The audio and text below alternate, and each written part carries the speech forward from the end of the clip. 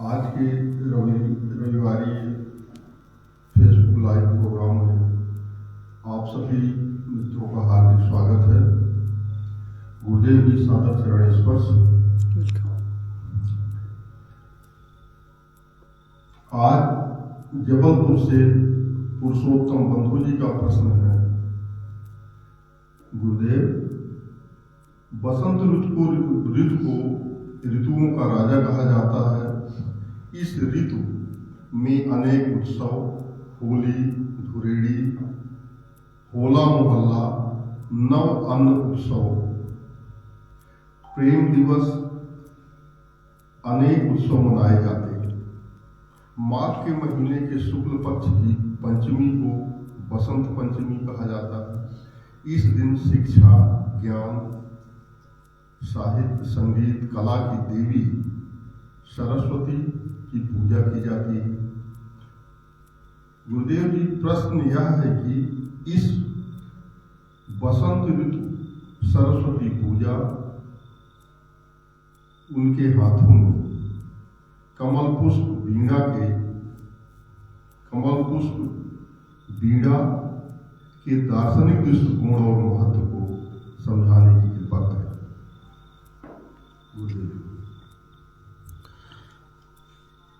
स्वागत है बंधु जी का, उनके प्रश्न का। वसंत एक पूरी ऋतु है भारत में। हाँ, वसंतोत्सव क्यों मनाया जाता है, और ये उत्सव सामान्य नहीं है। मनुष्य लोक में ये बहुत बड़ा उत्सव है, बल्कि महोत्सव है। तो इसमें बसंत जो है वो पूरा मानसिक वासनात्मक पक्ष का प्रतिनिधित्व करता है। वसंत उत्सव को मदनोत्सव भी कहा जाता है। इसलिए मन को परिष्कृत करने, मन के माध्यम से मन के ऊपर जाने की ये अद्भुत व्यवस्था है। मन के द्वार से प्राण के केंद्र में कैसे प्रवेश करना, ये बसंतोत्सव का मुख्य विषय है। तो पूरी बसंत की ऋतु इसके लिए एक अनुकूल प्लेटफॉर्म प्रदान करती है, अनुकूल वातावरण देती है।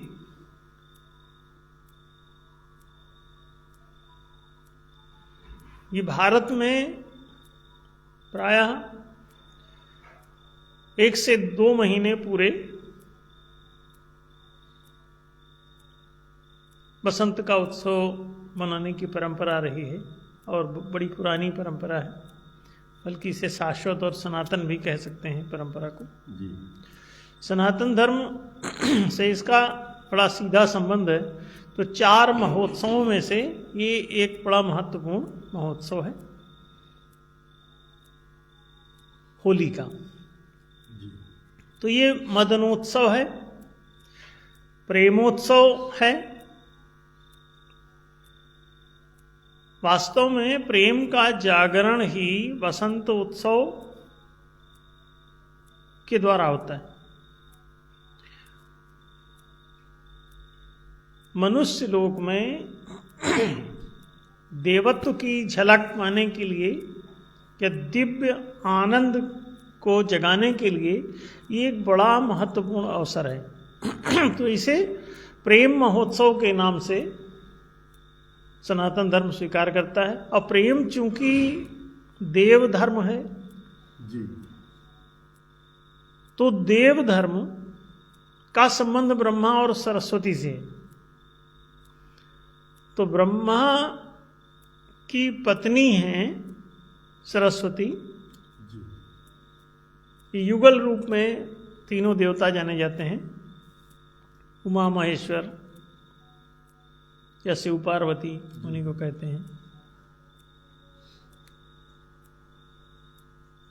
दूसरा बीच का जो पक्ष है मानवी, उसमें विष्णु और लक्ष्मी का ये युगल है, और देवताओं का पक्ष जो है वो ब्रह्मा और सरस्वती का है।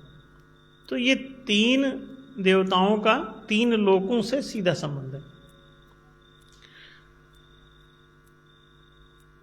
तीनों लोक के ये अलग अलग देवता निर्धारित हैं सनातन धर्म की व्यवस्था में। पहले लोग सब जानते थे, आजकल इन सब बातों को जानने समझने वालों की संख्या बहुत कम हो गई है, क्योंकि धर्म वहतोवंती धर्मो रक्षित रक्षिता, धर्म का हनन किया लोगों ने तो धर्म ने इनका हनन कर दिया, तो सब पिछड़ गए, पशुवत जीवन जीने लगे, गरीबी भूखमरी या शिक्षा सब से पीड़ित हो गए, बेघरी बीमारी ने घेर लिया मनुष्य, दुर्गुण और दरिद्रता और दुख और दासता की जंजीरों से जकड़ गया। तो धर्म के नाश से सारी समस्याएं आती हैं।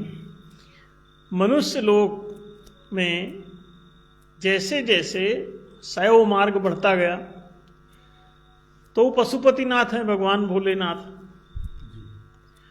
तो पशुवत जीवन जीने लगे, मानवीय जो पक्ष था वो धीरे धीरे समाप्त होने लगा। तो ये सब बसंतोत्सव वगैरह जो त्योहार थे मनुष्य लोग के, वो सब समाप्त प्राय हो गए। पुराना ख्याल करें तो फागुन को फाग का महीना कहते थे, और खूब संगीतमय गाते बजाते हुए लोग इसे मनाते थे, और ये नियमित प्रायः एक महीना तो पूरा इसका रंगारंग कार्यक्रम ही रहता था। हम लोगों ने अपने बचपन में देखा है, गांव में जो परिवेश था उसमें पूरा आप ये समझिए कि एक महीना तक ये गायन वादन नर्तन के माध्यम से नियमित बसंतोत्सव मनाया जाता था। धीरे धीरे ये सब कम होता चला गया। स्त्री पुरुष को नजदीक लाने की जो चेष्टा है वो इस महोत्सव में है। प्रेम जो है वो जब भी उत्पन्न होगा तो किसी स्त्री और पुरुष के बीच ही उत्पन्न होगा। पारस्परिक जो नेचुरल आकर्षण है प्राकृतिक, वो स्त्री और पुरुष के बीच में है। हाँ, प्रेम एक बार जाग जाए तो वो उसका विस्तार बड़ा व्यापक है। फिर भाई भाई के बीच में हो सकता है, भाई बहन के बीच में हो सकता है, बहन बहन के बीच में प्रेम जाग जाता है। लोग धीरे धीरे ये सोचने लग गए कि प्रेम कोई पाने की चेष्टा है। कुछ लोग ऐसा सोचते हैं कि प्रेम ऐसी चीज है जो कुछ पाना चाहता है। लोग कहते हैं कि वो चाहत ही प्रेम है। तो चाहत प्रेम कैसे हुआ? तुम किसी को चाहते हो तो शेर भी तो हिरन को चाहता है, तो प्रेम हुआ क्या उसमें? सिंह ने हिरण को चाहा तो उसकी चाह कितनी खतरनाक है। हिरण के लिए मौत का पैगाम है। तो प्रेम में तो सरलता, विनम्रता, उदारता, दयालुता, ये सब करुणा, संबद्धता, संबंध है प्रेम। प्रेम एक मेल है, जोड़ है, मैत्री है, संबंध है। तो ये उल्टा कैसे हो रहा है? इसका मतलब समझे नहीं लोग। ये प्रेम विकसित नहीं हुआ तो अपनी भूख को ही कई बार लोगों ने प्रेम समझ लिया कि भूख लगी है, कोई रोटी खाने से बड़ा प्रेम है इसको। प्रेम नहीं, वो जरूरत है। तो जरूरतें आपकी प्रेम की परिभाषा में नहीं आती। जरूरतें तो अति भौतिक हैं। प्रेम एक दिव्य अनुभूति है हृदय की, सद्भाव धारा का जागरण। जब सद्भाव की सरिता फूट पड़े, बहने लगे, संवेदना का ज्वार उबल पड़े, तो उसे प्रेम कहते हैं। यहां तक पहुंचने के लिए ये सब वसंतोत्सव इत्यादि महीने भर का रंगारंग कार्यक्रम अगर चल रहा होगा तो इससे प्राण झंकृत होगा। प्राण ऊर्जा जिनकी एक्टिवेट हो जाएगी तो उनका डायमेंशन बदल जाता है, तीसरा आयाम खुल जाता है जीवन का। तो तीसरा आयाम आपका बड़ा डिवाइन है, देवत्व से संपन्न है। एक पाशविक आयाम है, एक मानवीय आयाम है और एक दैवी आयाम है। तो तीन आयाम में तीसरा जो आयाम है वो डिवाइन है, दिव्य है, दैवीय है, वो प्रेम का है।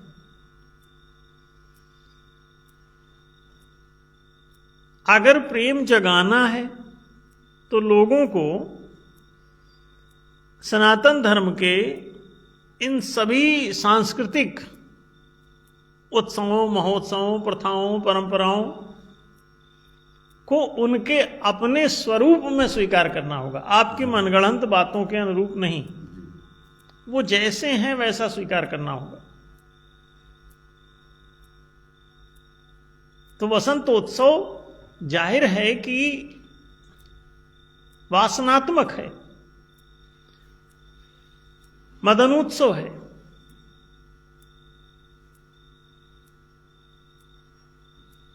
मैत्रीपूर्ण है। तो जैसे जैसे लोग वसंतोत्सव की ओर जाएंगे, पुनः उनमें दिव्य गुणों का जागरण होने लगे, सद्भावनाएं जागने लगेंगी, तो फिर से देव सभ्यता विकसित हो सकती है। लेकिन जब मनुष्य लोक में प्रेम के जागरण की समस्त संभावनाएं कुचल दी गई हैं,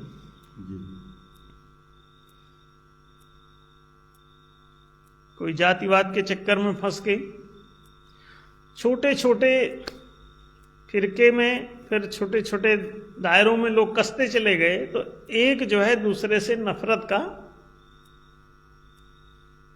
भाव बनाता चला गया। उसका परिणाम ये हुआ कि लोग इस तरह के उत्सव भी अब सामूहिक रूप से मनाने की स्थिति में नहीं रह गए, क्योंकि इतनी शत्रुताएं उनकी बढ़ गई हैं कि अब आपस में मिल बैठ के वो गा बजा भी नहीं सकते। नफरत से भरे हुए हैं। कोई मुसलमान हो गया, कोई सिख हो गया, कोई ईसाई हो गया, कोई जैन हो गया, कोई बौद्ध। अब कोई किसी के ऊपर रंग फेंक दिया तो पता चला खूनी क्रांति हो गई। वहां रंग से लाल होने के बजाय खून से लाल होने लगे। रंग की होली खेलने के बजाय खून की होलियां खेली जाने लगी। तो परिणाम ये हुआ कि आपके बीच में जो राग रंग उत्पन्न होना था वो वैराग्य और नफरत पैदा करने लगा।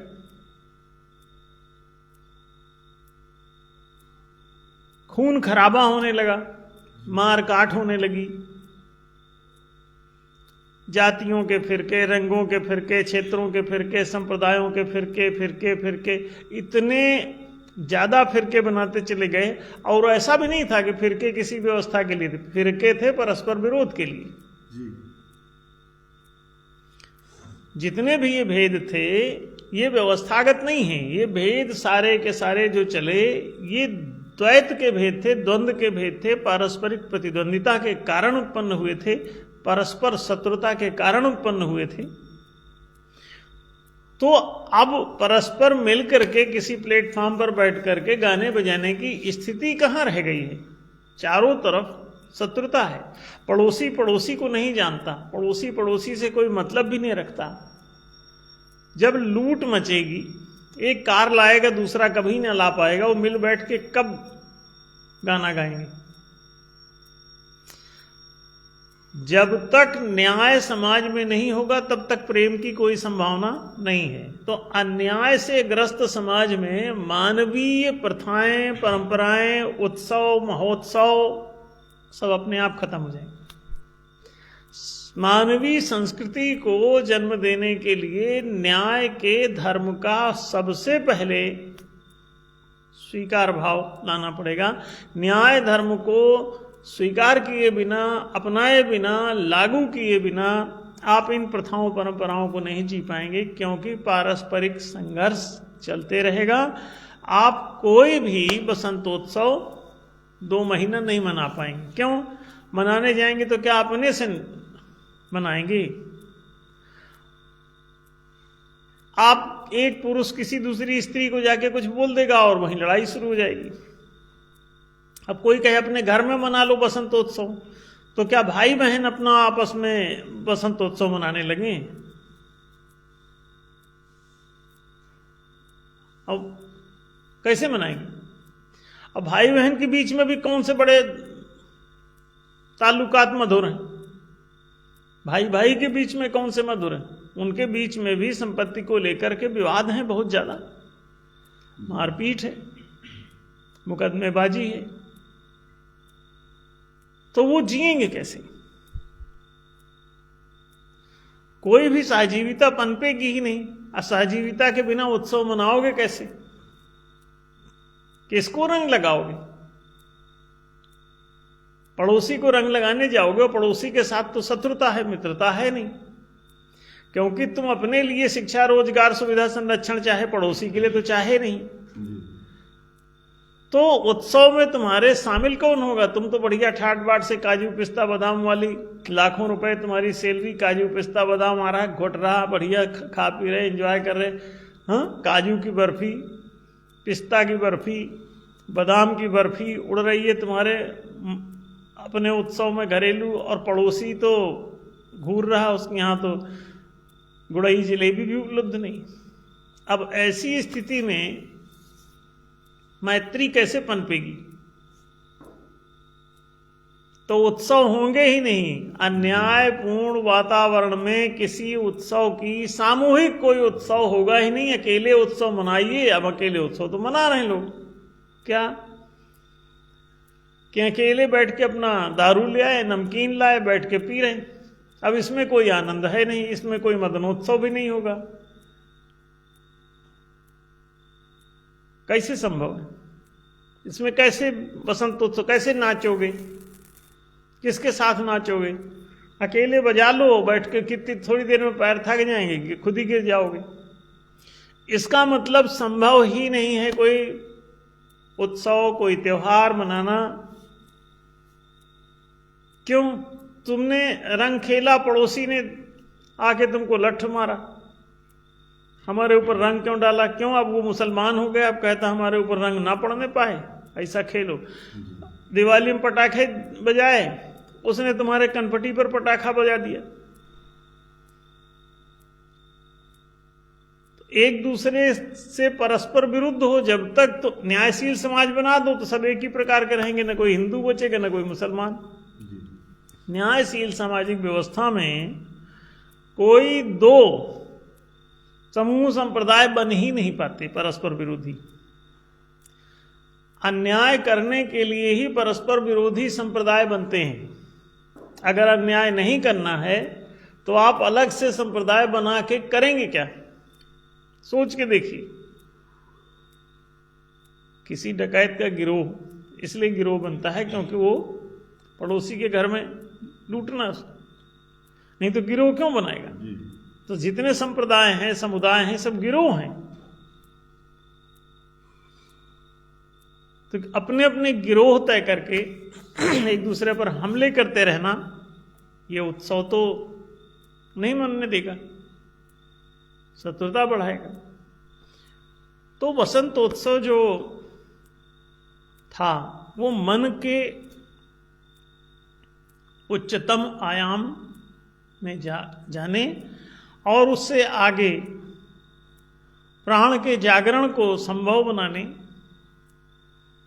सरस्वती में जो वीणा पुस्तक धारी उनका स्वरूप है, जो सात्विक उनका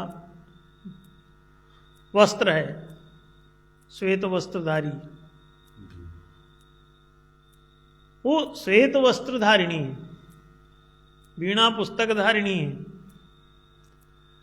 पुस्तक ज्ञान के लिए है, ज्ञान है बांधा मन रहे, मन बिन ज्ञान न होए। मनुष्य लोक में तुम्हारा ज्ञान विज्ञान बढ़े, सत्य का ज्ञान बढ़ेगा तो प्रेम की तरफ भागोगे। सत्य कहता है इस दुनिया में दूसरा कोई नहीं है, तो तुम और तुम्हारा पड़ोसी दोनों एक हैं। 1 + 1 = 1 होने लगता है। एक ही चूल्हे में खाना बना के खाने की स्थिति पैदा होने लगती है, तो उसे कहते हैं इनका प्रेम जाग रहा है। ज्ञान से प्रेम जागेगा। ज्ञान, सत्य का ज्ञान कहता है कि दूसरों के साथ शत्रुता नहीं, मित्रता बरतो। मैत्री संस्थापको यश्च विश्व शांति विधायक सनातनाय धर्माय तस्मै नित्यम नमो नमः। ये सनातन धर्म का नमस्कार मंत्र है, जो कहता है कि मैत्री की स्थापना करने वाला, समता का विधान करने वाला, माने न्याय का विधान करने वाला। समता माने शांति का विधान। जहाँ समता, सम है तो शांत, विषम है तो अशांत। अगर वास्तव में तुमको हर कलह की शांति चाहिए, हर झगड़े की शांति चाहिए, हर तनाव की शांति चाहिए, तो तुमको समत्वम योग उच्यते, समत्व को अपना लो तो सम होते ही शांत हो जाओगे। मन शांत हो जाएगा, झगड़ा शांत हो जाएगा, क्रोध शांत हो जाएगा। आप ज्ञान की साम्यावस्था मन में जगाइए और मानसिक शांति अपने आप हो जाएगी। आपको उसके लिए कोई नशा, कोई तरह तरह के उपद्रव नहीं करने पड़ेंगे। तो इस सनातन परंपराएं, सनातन उत्सव बड़े महत्वपूर्ण हैं। उसी तरह से बसंत उत्सव बड़ा महत्वपूर्ण है। प्रेम को जगाने में इसकी बहुत बड़ी भूमिका है। डिवाइनिटी की तरफ ही आपको लेके जा सकता है। देवलोक में प्रवेश का ये उचित अवसर उत्पन्न कराता है कि आप प्रेम का विकास कर लीजिए और जाइए, देवता बनिए, मनुष्य लोक से देवलोक की तरफ प्रस्थान कीजिए। कश्मीर में देवलोक बसा हुआ था, अब हम धीरे धीरे सब फिर से बसा रहे हैं। देवनगर की पिछले 10 साल से ही यूनिट बन रही है। अब आप देखिए बन के भी तैयार हो गई। बहुत सारे लोग इसकी नागरिकता लिए हुए सदस्य हैं। तो एक ये अद्भुत प्रेमपूर्ण यूनिट है, जिसमें यहाँ रातों दिन बसंत है, हर सदस्य हसंत है। तो यहाँ तो पूरी जिंदगी ही बसंत है भाई, 12 बसंत उत्सव है यहाँ। क्यों? प्रेम के सिद्धांत पर ही टिके हो, तो प्रेम जगाने के लिए था वहां बसंतोत्सव के। साल भर तो तुम नफरत में परेशान हो, लड़ रहे हो, प्रेम जाग नहीं रहा तुम्हारा, तो चलो 1 महीना कोशिश करो। तो फागुन के महीने में फगुआ गाओ तो प्राण झंकृत होगा। फाग में क्या गाते हो? किसके हाथ कनक पिचकारी, किसके हाथ मजीरा, अवध में होली खेलें रघुबीरा। ये आपके भगवान कृष्ण की होली, भगवान राम की होली, ये तमाम जो होली होली होली, राधा के हाथ कनक पिचकारी, कृष्ण के हाथ अबीरा या राधा के हाथ अबीरा, ये का गा रहे हो? राधा कृष्ण का इतना गायन तुम्हारे फाग में जो चल रहा है, काहे के लिए चल रहा है?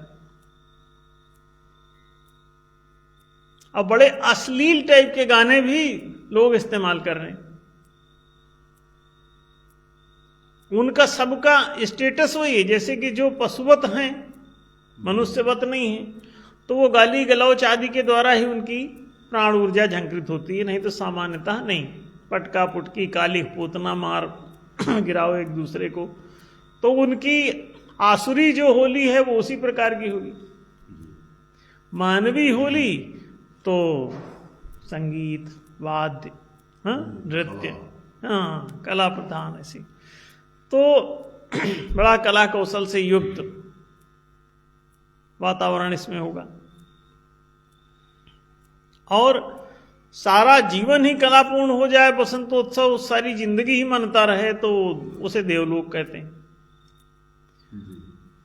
तो बसंत उत्सव मनुष्य को बड़ा आनंदमयी जीवन जीने की सीख देता है, अवसर देता है। आप लोगों से चूक न जाएं, पहले मनुष्य बने, न्यायधर्मी बने। न्यायधर्मिता होगी तो परस्पर शत्रुता खत्म होगी, शत्रुता खत्म होगी तो आप बसंतोत्सव में सामूहिक रूप से इकट्ठे हो सकेंगे, और नहीं तो हर जगह बदमाश घुसे रहेंगे, कोई आयोजन ना होने देंगे। आयोजन होने लगेगा, अब देखिए आप वहाँ यहूदियों का कोई म्यूजिक कंसर्ट चल रहा था, संगीत समारोह, अब उसमें आतंकी पहुंच गए, वहाँ 1000-1500 आदमियों को मार गिराया, सीधे साधे बैठे लोगों पर हमला कर दिया। तो तुम कहाँ संगीत समारोह मना पाओगे? चारों तरफ से टूट पड़े लोग, इतने लात मारेंगे, तुम्हारा गीत संगीत सब छीन लेंगे, खत्म कर देंगे, कहेंगे चलो बकरा काटो, खून की होली खेलो, ईद मनाओ।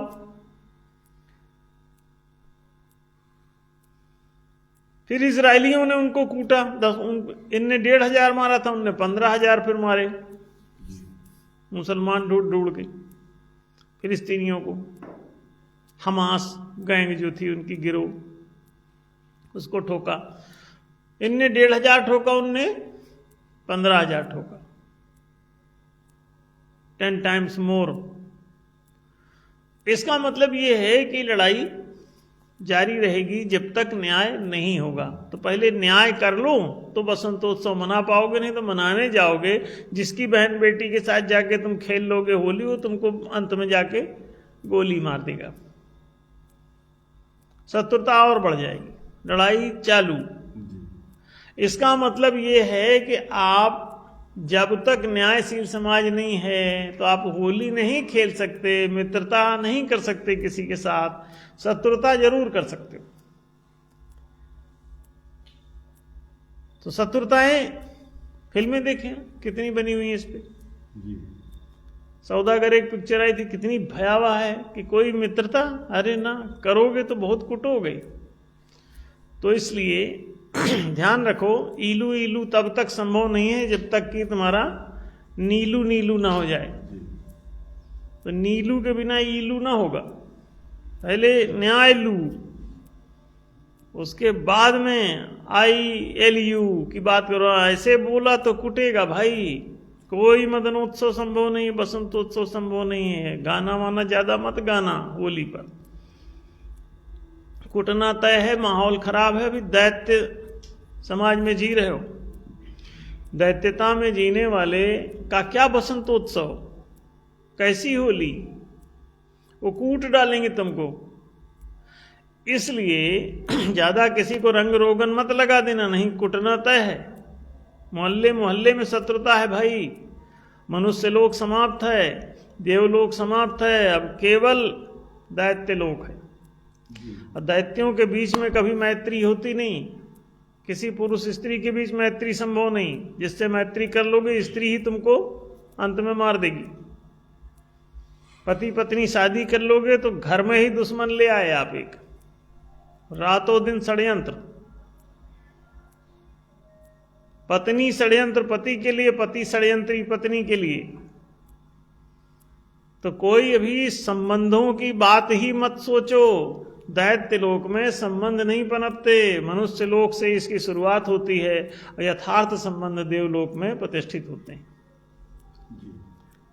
तो इसलिए ब्रह्मा और सरस्वती की उपासना का इसके साथ सरस्वती को जोड़ दिया गया है कि लो थोड़ा तो उपासना करो उनकी, संगीत अंगीत सीखो। तो धीरे धीरे जैसे जैसे आपको ये पता चलेगा कि ये तो कुछ बात ही दूसरी है, तो आपको